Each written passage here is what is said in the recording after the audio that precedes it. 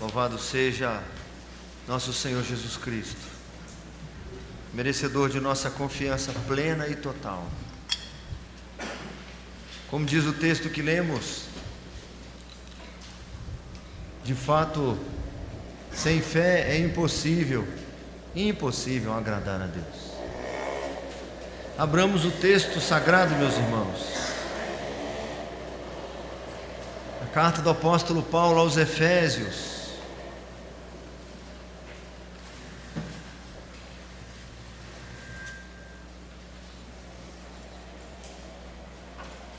Capítulo 4, pedi aos diáconos para auxiliarem os visitantes, para abrirem as escrituras.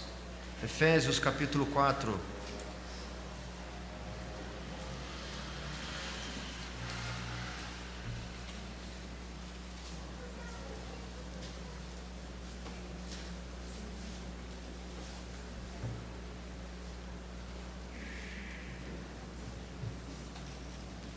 Oremos mais uma vez, meus irmãos.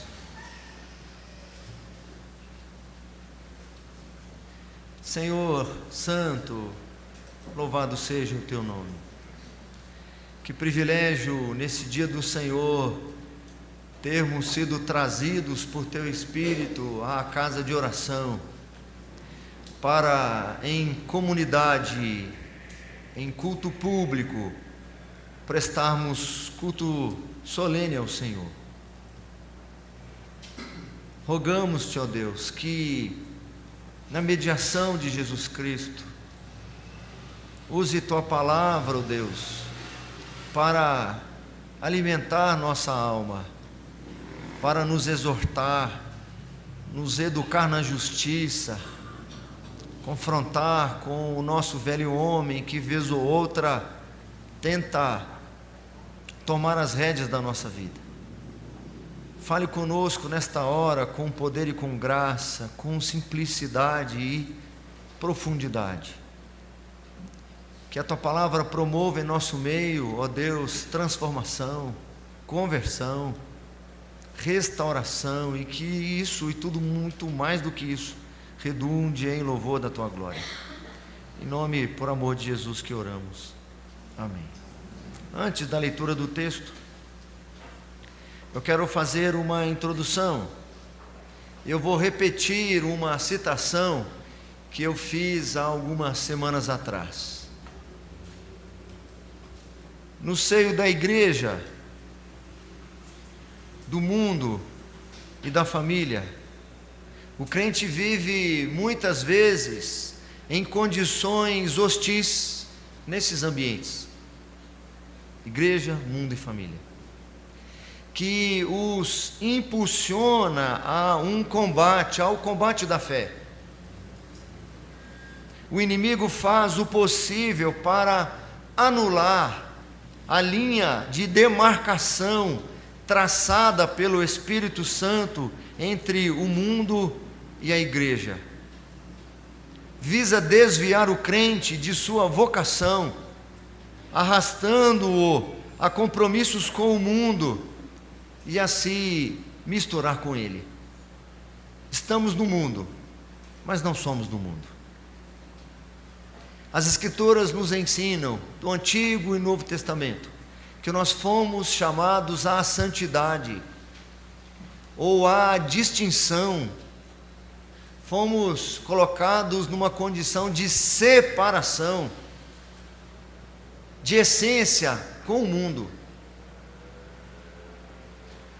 Na carta do mesmo apóstolo Paulo aos Tessalonicenses, ele diz: pois esta é a vontade de Deus, a vossa santificação.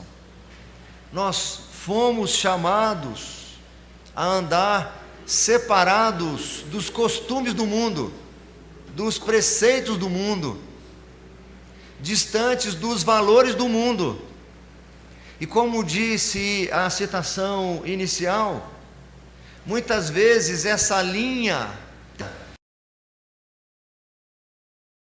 esse distanciamento minimizado, seja ele no relacionamento familiar, seja no nosso relacionamento comunitário como igreja, ou no nosso relacionamento com o mundo.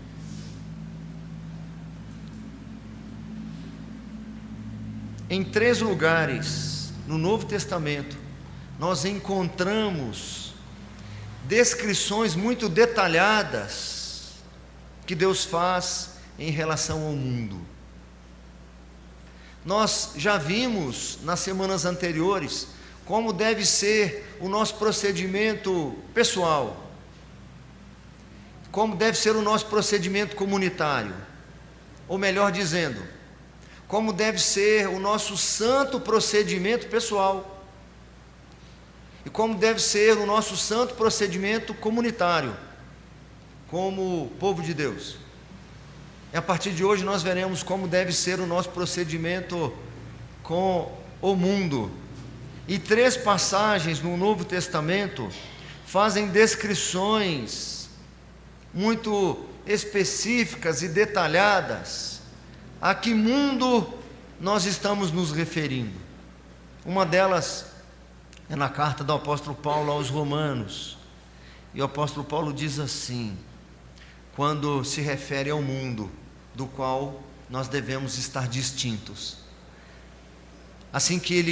Dessa forma que ele o descreve: cheios de toda injustiça, malícia, avareza e maldade, possuídos de inveja, homicídio, contenda, dolo e malignidade, sendo difamadores, caluniadores, aborrecidos de Deus, insolentes, soberbos, presunçosos, inventores de males, desobedientes aos pais, insensatos, pérfidos, sem afeição natural e sem misericórdia.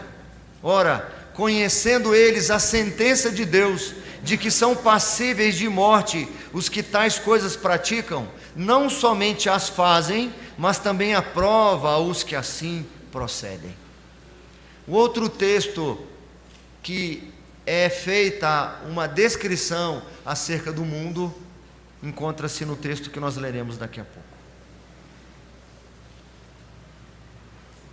Pretender que o mundo seja o que nós desejaríamos que ele fosse é inútil.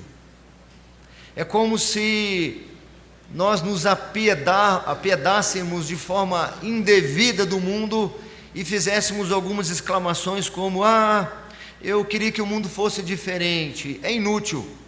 O simples desejo de querer que o mundo seja diferente é inútil. O meu desejo não é capaz de mudar o mundo. Ou dizer que o mundo não é o que de fato é, não reconhecer que o mundo é aquilo que a palavra de Deus diz, que aqueles que estão longe de Cristo são o que a palavra de Deus diz, é perigoso. É como se também fizéssemos exclamações do tipo: o mundo não é tão mal assim, esse rapaz, ele até é muito gente boa, ele é muito honesto, trabalhador, só falta Cristo. Ter essa percepção é perigoso. O apóstolo Paulo, nos capítulos iniciais, diz que nós fomos eleitos para sermos santos e irrepreensíveis perante Ele. Nós precisamos ter uma postura que seja distinta do mundo. Mas o mesmo texto diz que também, por outro lado, no mesmo primeiro capítulo, diz que o Senhor nos predestinou para Ele, para a adoção de filhos. Distintos do mundo, mas influenciando o mundo. Estando neste mundo, brilhando da luz do Senhor neste mundo, mas não nos parecendo com este mundo. Então vamos para o nosso texto. Efésios 4, de 17 até 19. Se você está com o texto aí em Efésios 4,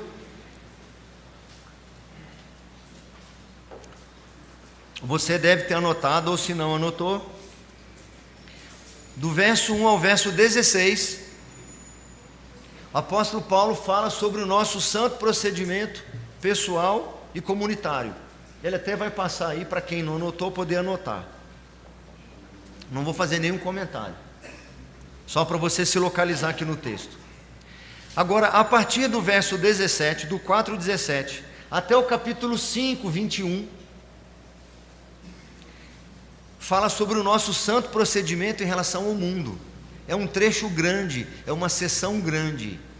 Dentro dessa seção grande, do verso 17 até o capítulo 5, verso 21, nós vamos dividir em partes. Hoje vai ser a primeira parte. Pode colocar aí. Esse é o tema específico de hoje. O santo procedimento, o mundo, parte 1. Considerando suas características.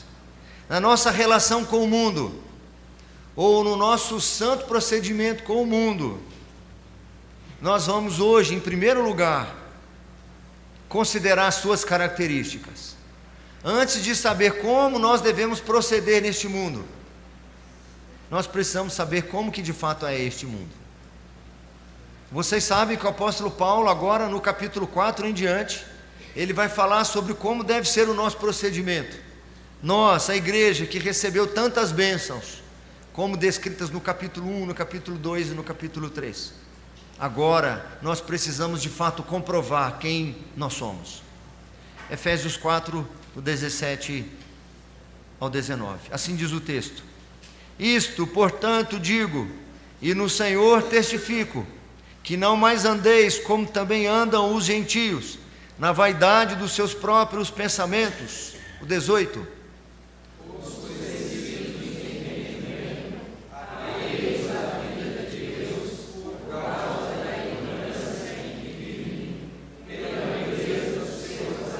Os quais, tendo se tornado insensíveis, se entregaram à dissolução, para, com avidez, cometerem toda a sorte de impureza.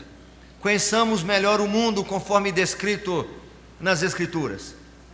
Em primeiro lugar, de acordo com nosso irmão, o apóstolo Paulo, andam na vaidade de seus pensamentos.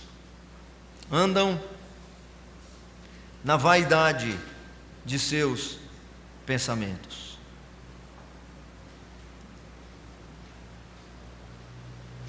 É sério isto. É muito importante isto.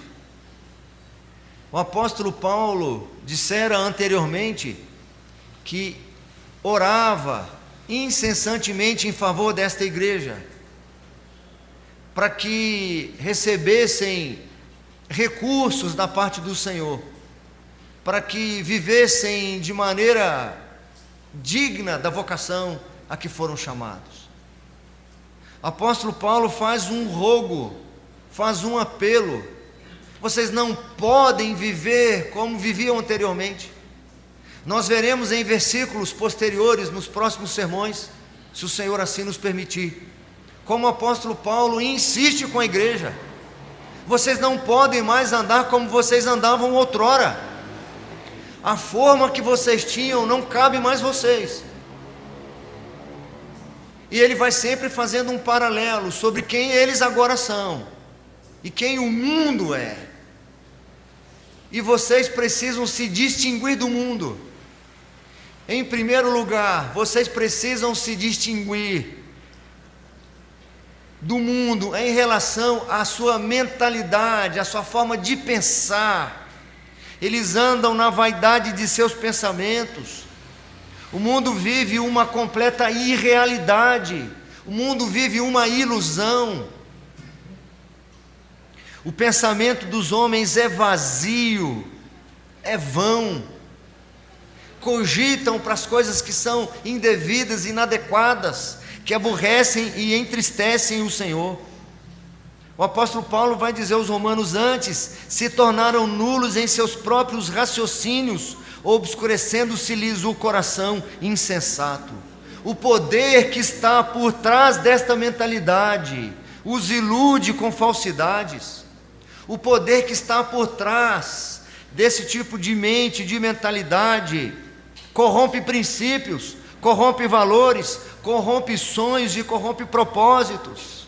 Esse mesmo poder que influencia os pensamentos fazem o mal parecer bem, fazem a vida parecer morte.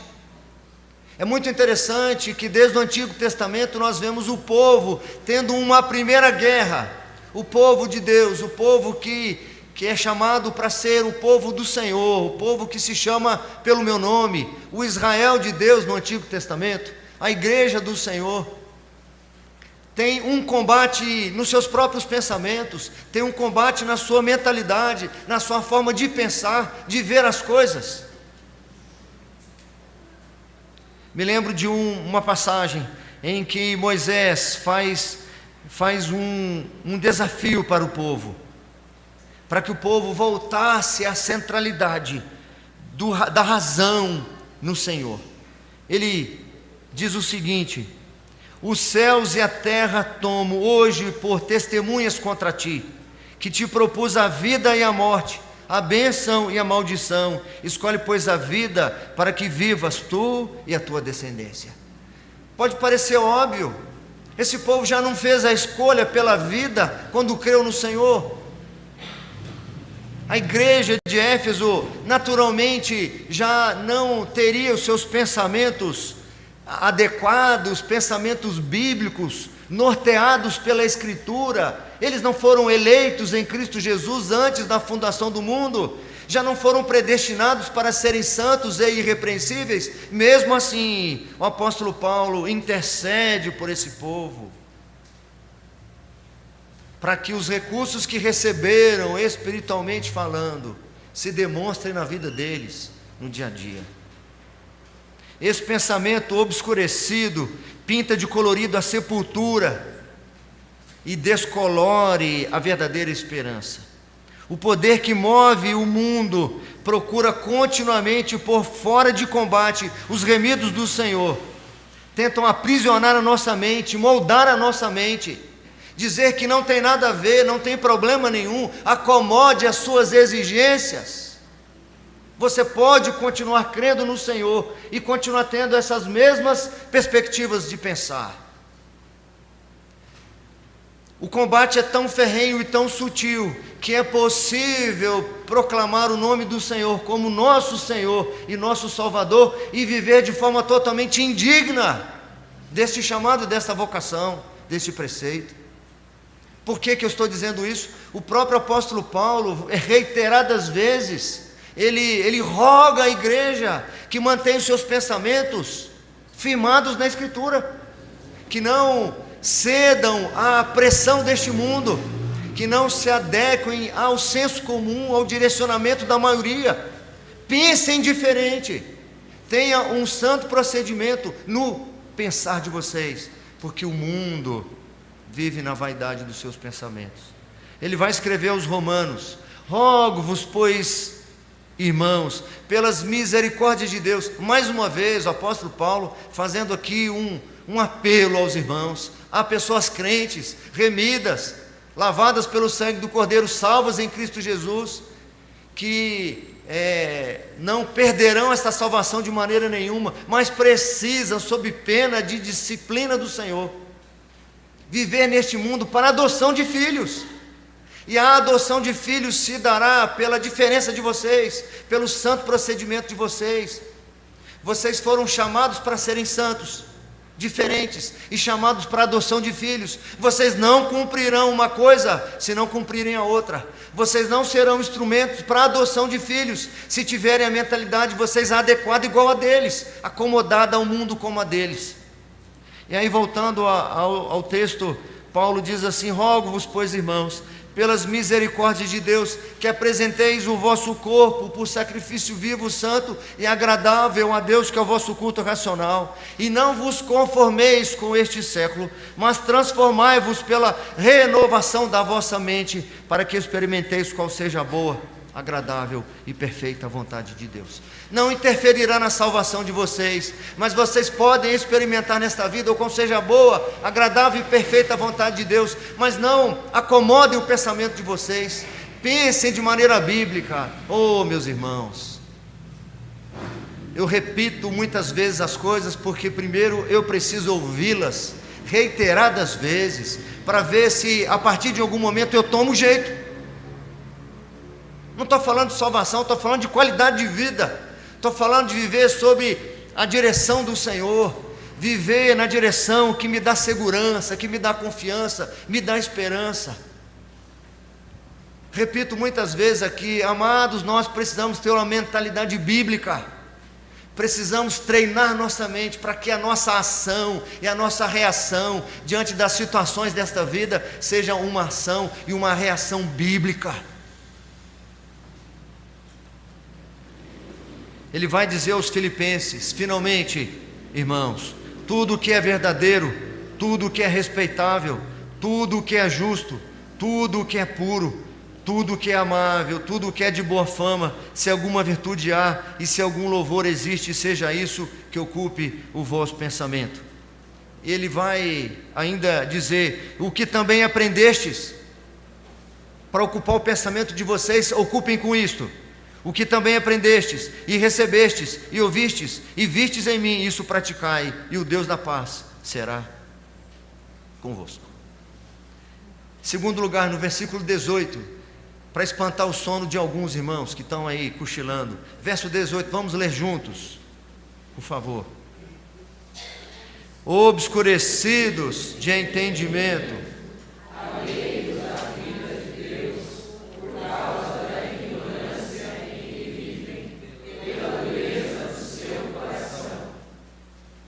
pode parecer que o apóstolo Paulo está falando da mesma coisa, quando ele fala da vaidade dos pensamentos e obscurecidos de entendimento. Pensamento e entendimento não é a mesma coisa, um segue ao outro. Se a mentalidade for uma mentalidade mundana, se a sua forma de pensar for uma forma mundana, o seu entendimento será obscurecido, será um falho entendimento, será um entendimento corrompido. Não somente os seus pensamentos daqueles que estão sem Cristo, não somente os seus pensamentos são vazios e são vãos, mas a sede dos pensamentos, o entendimento está obscurecido. Não é que falte inteligência no mundo, ao contrário, há até um certo progresso na inteligência, há um certo avanço em descobertas, em pesquisas, na inteligência de um modo geral. Mas a inteligência é deturpada quanto a Deus e a sua palavra. A distinção dos crentes de Éfeso deve se dar quanto ao entendimento das verdades. Por isso que o apóstolo Paulo incansavelmente, e eu repito, roga em favor dos crentes. Vocês precisam ter um pensamento bíblico diferenciado para que o entendimento de vocês seja um entendimento claro acerca das minhas verdades. Ele vai dizer para essa igreja daqui a pouco sobre as verdadeiras guerras que esse povo trava, os verdadeiros combates que essa igreja trava e travará. Vocês precisam estar com o entendimento claro. Um texto que eu sempre repito aqui para os irmãos em relação a essa carta, porque ele está preparando essa igreja aqui para ouvir o que ele vai dizer lá no capítulo 6. E olha o que ele diz no capítulo 6. Lá no versículo 10 até o 12. Capítulo 6. Ele diz o seguinte: quanto ao mais, sede fortalecidos no Senhor e na força do seu poder. O 11.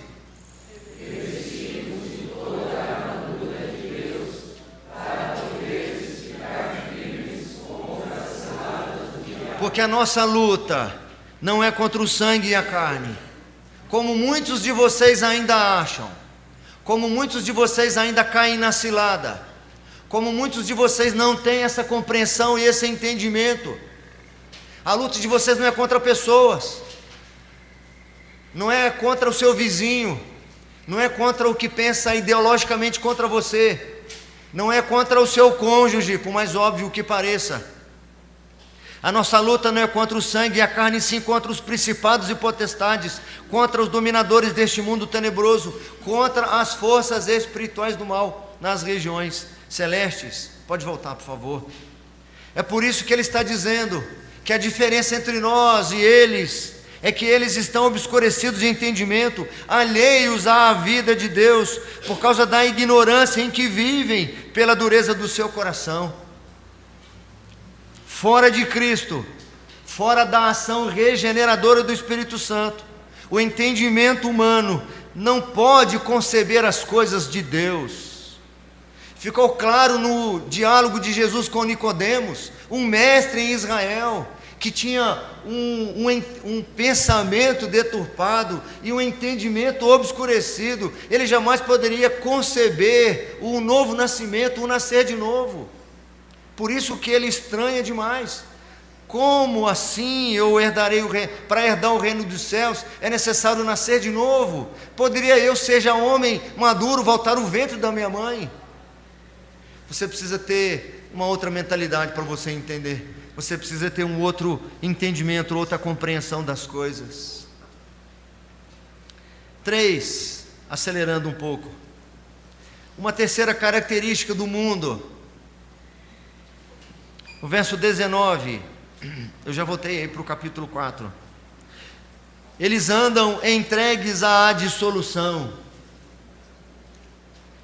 Uma coisa chama a outra. Uma coisa é consequência da outra. Não há limites para a sua perversão.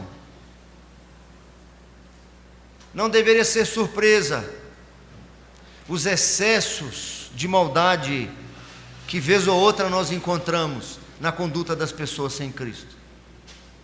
Aqui no versículo 19 há um pequeno resumo a que extremos eles podem chegar. O verso 19 diz: os quais, tendo se tornado insensíveis, por causa do pensamento, por causa do entendimento, se entregaram à dissolução, para com avidez cometerem toda sorte de impureza. Voltemos ao texto que eu usei lá no início. No texto aos Romanos, quando há uma outra descrição de como é o mundo, de como são as pessoas sem Cristo, e de que nós devemos nos distinguir, não nos afastar. Não é possível nos afastar do mundo, mas é possível, estando no mundo, nos distinguir dele. Paulo diz lá aos Romanos, como é que se dá a dissolução deles, cheios de toda injustiça, cheios de malícia, de avareza e de maldade, que nós não nos identifiquemos com nenhum dessas características. Que a nossa vida seja marcada pelo oposto do que está sendo descrito aqui. Possuídos de inveja, homicídio, e nós sabemos o que é homicídio. Não é só tirar a vida física de alguém. Cheios de contenda, dolo e malignidade, sendo difamadores, caluniadores, aborrecidos de Deus, insolentes, soberbos, presunçosos. Irmãos, isso aqui não é uma chamada para nós respondermos. Eu não estou chamando aqui os difamadores, presente. Agora os presunçosos, presente. Aos inventores de males, presentes. Aos insensatos, aos pérfidos, aos sem afeição natural, aos sem misericórdia. Essas são características do mundo. Andam entregues à dissolução. Quando o apóstolo Paulo inaugura o capítulo 4, que ele faz esse apelo, já repetido por mim aqui umas 2 vezes hoje: rogo-vos, pois eu, aí no 4, verso 1, rogo-vos, pois eu, prisioneiro do Senhor, que andeis de modo digno da vocação que foste chamados. Por que ele está falando que o mundo age dessa forma? Por que ele está falando que o mundo anda entregues à dissolução? Para que nós não sejamos caracterizados juntamente com o mundo. Nós precisamos conhecer o mundo como ele é realmente descrito nas Santas Escrituras. Nós precisamos conhecer de fato como são aqueles que ainda estão longe de Cristo, para pelo menos duas coisas: eu me distinguir delas, e outra, para eu me engajar para mudar essa realidade. Porque eu fui eleito para ser santo, separado e distinto do mundo, mas fui predestinado para a adoção de filhos, distinto do mundo, mas instrumento para poder adotá-los, para chamá-los ao Senhor. Eu preciso conhecer como o mundo realmente é, descrito aqui nas Sagradas Escrituras, para que a nossa mente possa se distanciar dele, para que o nosso coração possa estar blindado e protegido em relação aos assédios e pressões desse mundo, a ausência de limites em relação ao mundo. Definitivamente, não podemos nos entristecer, por exemplo, quando estivermos cada dia mais longe desse mundo. Para finalizar, meus irmãos, nós precisamos fazer uma autoavaliação, e nós podemos chegar à triste realidade de que temos muito do mundo ainda na nossa mente, nossa forma de pensar, na nossa mentalidade, no nosso entendimento e até mesmo nas nossas atitudes. Nossos princípios, nossos valores.